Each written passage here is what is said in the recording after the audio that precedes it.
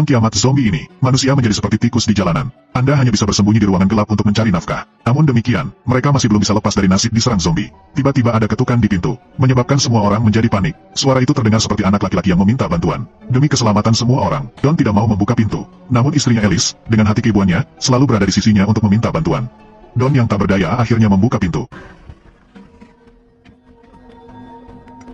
Namun anak laki-laki itu berhasil diselamatkan. Namun hal itu juga membawa bencana besar bagi mereka. Tidak lama kemudian, seorang wanita samar-samar mendengar suara yang tidak biasa. Dia dengan hati-hati berjalan mendekat dan melihat. Tiba-tiba sepasang tangan besar mendobrak pintu. Raih tangan wanita itu dan gigit. Yang lain segera bergegas menariknya keluar. Saya tidak menyangka tingkat mutasi zombie begitu cepat. Untungnya, Don datang menyelamatkannya tepat waktu. Tapi sedetik kemudian, zombie bergegas masuk satu demi satu. Semua orang lari. 3 orang bersembunyi di gudang. Orang tua itu memegang pintu dengan erat. Namun dengan sangat cepat ia diserang oleh zombie. Orang tua itu hancur berkeping-keping di tempat. Wanita tua itu tidak bisa lari tepat waktu dan tidak bisa lepas dari nasibnya. Pada akhirnya, hanya satu orang yang melompat keluar jendela dan melarikan diri. Tidak mudah bagi Don untuk melarikan diri dari zombie. Segera berlari ke lantai 2 menemui istrinya. Namun di saat yang sama, zombie juga mengejar. Dia awalnya ingin menyeret istrinya dan bersembunyi di kamar. Namun sang istri memilih menyimpan bocah itu di lemari. Tapi saat ini, zombie mendorong pintu hingga terbuka dan bergegas masuk. Mengenakan, saya takut, tolong aku. Hadapi zombie yang haus darah, Don masih ketakutan. Dia membuka jendela, lompat turun dari lantai 2. Istri yang putus asa terus meminta bantuan, tapi Don tidak berhenti, berlari sepanjang jalan tanpa melihat ke belakang. Dan di belakangnya, zombie juga berdatangan.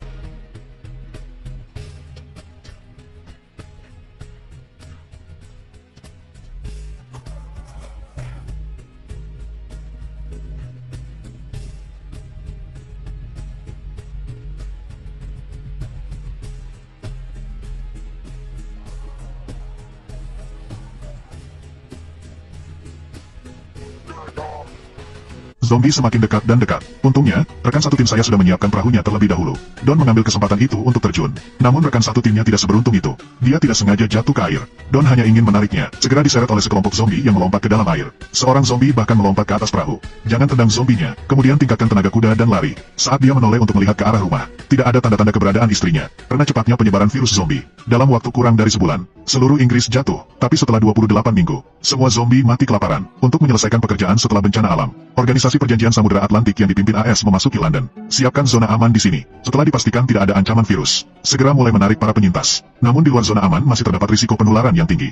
Jadi tidak ada yang diizinkan keluar dari sini. Banyak orang yang selamat terus-menerus didatangkan. Di antara mereka ada sepasang saudara perempuan. Nyaris lolos dari kematian berkat bepergian ke luar negeri. Ayah dari sepasang saudara perempuan, Donlah yang menghadapi bencana. Dia tidak hanya hidup, tapi juga bergabung dengan tim manajemen di area aman. Penginapannya juga cukup mewah. Seberapa banyak kenyamanan yang dimiliki hidup. Namun ketika anak-anak bertanya tentang ibunya, Don tiba-tiba mengubah wajahnya. Tapi dia tidak mengatakan yang sebenarnya. Sebaliknya berbohong kepada mereka tentang melihat ibunya digigit. Saat itu saya tidak bisa berbuat apa-apa. Anda hanya dapat memilih untuk melarikan diri sendirian. Dengarkan di sini. Kedua saudara perempuan itu tidak menyalahkan Don. Tapi datanglah malam. Adik laki-lakinya memimpikannya ibunya lagi. Karena tidak ada foto ibu, kedua kakak beradik itu tak kuasa menahan rasa sakit karena kehilangan ibu mereka. Jadi mereka memutuskan untuk menyembunyikan Don. Diam-diam kembali untuk mengambil beberapa foto ibuku. Dini hari berikutnya, kedua saudara perempuan itu mulai bertindak. Mereka bersembunyi dari tentara yang berpatroli. Keluar dari zona aman dengan mudah. Tapi mereka tidak tahu, semua dilihat oleh prajurit di atap. Dia segera melaporkan situasi tersebut kepada atasannya. Dua saudara perempuan mengambil sepeda motor, memiliki sarana transportasi. Keduanya segera kembali ke rumah. Semuanya di sini masih sama seperti dulu. Saat adikku mengemasi pakaiannya, adik laki-lakinya naik ke atas sendirian lagi. Seolah-olah seseorang pernah tinggal di sini. Tunggu sampai Anda mendekat. Tiba-tiba saya melihat bayangan di sudut gelap. Lihat lebih dekat. Ternyata itu ibuku. Keduanya berpelukan dan menangis. Sekarang, tentara juga datang ke sini. Baik ibu maupun anak dibawa kembali ke tempat aman. Tidak ada yang tahu bagaimana wanita ini bisa bertahan. Dokter menemukan bekas gigitan di lengannya. Setelah tes darah, ditentukan bahwa wanita tersebut terinfeksi virus zombie. Tentang mengapa dia tidak berubah, itu karena tubuhnya memiliki kekebalan alami. Mungkin darahnya bisa digunakan untuk membuat serum antivirus. Tapi dia juga pembawa virus. Ada risiko infeksi yang sangat tinggi. Don tahu istrinya masih hidup. Ekspresi tidak percaya muncul di wajahnya. Karena dia berbohong, kedua anakmu akan sangat kecewa padamu. Dan katakan dia pembohong. Hadapi pertanyaan anak Anda. Don tidak bisa berkata-kata. Aku hanya bisa berdoa semoga istriku mau memaafkanku. Dia memanfaatkan posisinya. Dengan mudah mencapai laboratorium tempat istrinya di penjara. Dan banyak mengucapkan permintaan maaf pada istrinya. Tapi itu aneh. Sang istri tidak ragu-ragu dan memaafkannya. Don hanya bisa menciumnya. Tanpa diduga karena ciuman ini menyebabkan seluruh dunia manusia sekali lagi terjerumus ke dalam bencana besar. Sangat cepat. Don merasa tidak enak. Virus menyebar dengan cepat di tubuhnya. Dia berjuang mati-matian dan perlahan-lahan kehilangan akal sehatnya. Hanya dalam beberapa detik singkat, Don telah berubah menjadi zombie. Tapi istrimu juga menjadi korban pertama. Namun ceritanya belum berakhir. Don segera berlari keluar, mulailah menyerang orang lain. Semakin banyak orang yang tertular. Tidak lama kemudian, seluruh pusat medis runtuh. Lihat situasinya menjadi tidak terkendali. Tentara segera mengaktifkan alarm, blokade seluruh area. Para penyintas semuanya dikarantina di tempat yang sama. Tapi sangat cepat, area karantina telah dibobol oleh Don yang bermutasi. Orang-orang di dalamnya menjadi domba untuk disembelih. Orang-orang panik dan mulai berlarian. Mereka mendobrak gerbang karantina, bergegas keluar. Awalnya tentara hanya menembak orang yang terinfeksi. Namun seiring dengan semakin banyaknya orang yang tertular, mereka tidak bisa membedakan antara zombie dan manusia. Maka dimulailah serangan tanpa pandang bulu. Lebih baik membunuh karena kesalahan daripada meleset. Satu orang juga tidak ketinggalan. Pada saat yang sama, dokter wanita menyelamatkan kedua saudara perempuan itu. Kedua saudara perempuan itu mewarisi gen ibu mereka. Antibodi jenis ini pasti ada di dalam tubuh. Mungkinkah membuat serum untuk melawan virus? Merekalah satu-satunya harapan. Akhirnya ketiga orang itu bersembunyi di sebuah gudang. Prajurit Doyle di gedung ini, karena tidak kejam menembak orang yang tidak bersalah. Jadi saya memilih pergi ke gudang. Sesampainya di sana, dia bertemu dengan dokter wanita dan dua saudara perempuannya. Dokter wanita itu bertanya kepada Doyle mengapa dia tidak melakukan tugasnya. Jelas dia masih belum memahami keseriusan masalahnya. Doyle tidak mau menjelaskan, mengatakan bahwa jika kamu ingin hidup, pergilah bersamanya. Di antara mereka yang selamat di gudang, tidak ada yang mau duduk diam. Jadi ikuti dia keluar dari sini. Tapi mereka baru saja pergi belum lama ini. Doyle menerima pesan teks dari rekan setimnya Flynn. Militer gagal menghentikan penyebaran virus. Dalam beberapa menit akan menyebabkan kebakaran di seluruh area aman. Tapi Flynn tahu ada taman yang aman. Jadi keduanya mengatur untuk bertemu di sana. Setelah mengakhiri panggilan, Doyle berlari dengan panik bersama sekelompok orang. Tidak memperhatikan penembak jitu di atap. Sayangnya beberapa orang yang selamat ditembak mati. Bahkan dokter wanitanya tertembak di bagian paha. Untungnya, orang-orang yang tersisa dengan cepat menemukan perlindungan. Doyle menunjukkan dengan tepat lokasi si pembunuh. Dia bermaksud menyuruh salah satu pria itu untuk keluar dan menarik perhatian. Saya akan mengambil kesempatan ini untuk membunuhnya, tapi tidak peduli apa yang dia katakan, pria itu tidak setuju. Melihat dua orang menemui jalan buntu, Rick laki-lakinya tiba-tiba berjalan ke depan, keluar, dengan terampil menghindari peluru yang tak terhitung jumlahnya. Doyle pun memanfaatkan kesempatan itu untuk membunuh pembunuh bayaran ini. Lalu mereka memanjat pagar. Sekarang, pesawat sedang bertugas di ketinggian. Beberapa orang menjadi gila, pergilah ke lorong bawah tanah di dasar sungai sebelum dibom.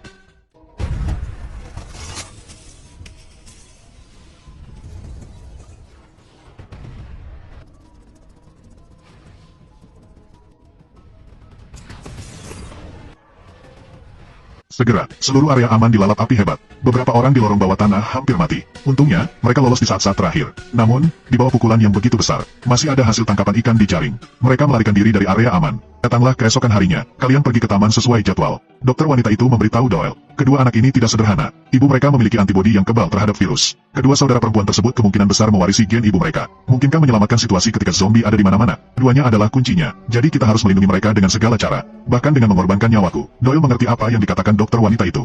Dia mengangguk dengan tegas. Saat ini, Flynn memberitahu Doyle melalui radio bahwa dia akan segera pergi ke sana. Doyle segera menggiring beberapa orang menuju titik pendaratan. Namun, yang tidak mereka duga adalah sejumlah besar zombie juga menyerang di sini. Untungnya, di bawah naungan rumput, beberapa orang tidak ditemukan. Saat ini, Flynn juga sudah tiba dengan helikopter. Namun ketika dia melihat begitu banyak orang, dia langsung tercengang. Diberitahu bahwa hanya Doyle yang bisa pergi. Jika tidak, mereka akan ditembak jatuh sebelum mencapai kamp. Lihat zombie di dekatnya. Pria ini ketakutan. Segera lari dan ambil roda pendaratan helikopter. Flynn memperingatkannya untuk segera melepaskannya. Tapi dia hidup dan mati tanpa melepaskannya. Hal ini membuat Flynn sangat marah. Kirim dia terbang menuju zombie.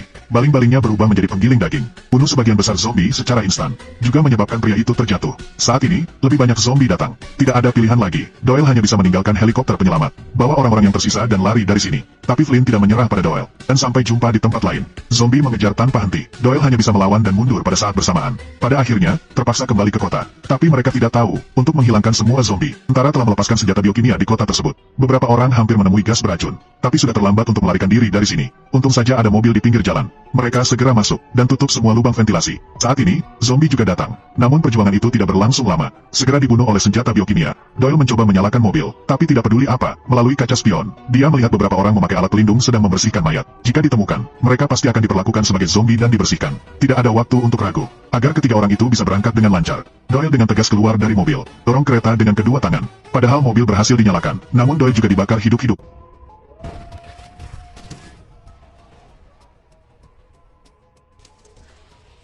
Dokter wanita itu tidak berani lalai sama sekali, berkendara ke seluruh jalan, karena tentara tidak akan membiarkan mereka pergi. Sebuah helikopter muncul di langit, tembak mereka dengan panik. Jika kamu melakukan itu, kamu pasti akan mati. Dalam keadaan kritis, dokter wanita itu menginjak pedal gas dan bergegas menuju stasiun kereta bawah tanah.